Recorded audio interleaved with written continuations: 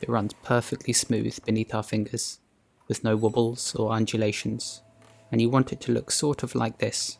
You don't want it to be like a hill, with slopes that gradually flow onto the wheelhead. You want it to be contained and under control. This is the sort of shape that I want the lump of clay to be before I open it up and create the pot. But there is another process we can do to help center a piece of clay, and that's a process called coning, and it's essentially like wedging but on the wheel. First, I make sure that the lump of clay has a nice rounded top. I then apply even pressure from both sides using the palms of my hands, and I push it up into a conical shape. You should notice any irregularities or undulations as they appear somewhat exaggerated at the top of the cone of clay. Then, with both hands, I carefully squash the cone all the way back down. But there is a trick to this, which you should be able to see better from this angle.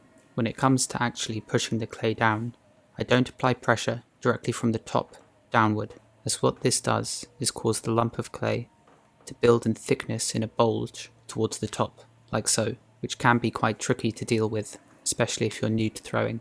So instead of pushing directly down, you want to push at a slight angle, leaning the cone over ever so slightly as you push downward, and this will cause the lump of clay to gather in thickness towards the base, instead of at the top of the lump of clay.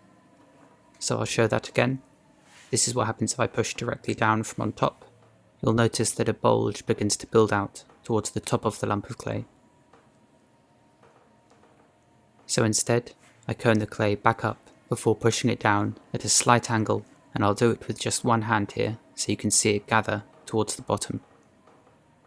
Coning is one of those things that you don't always necessarily need to do, but if you are having trouble centering the clay and throwing a pot thereafter too, then coning can be incredibly useful.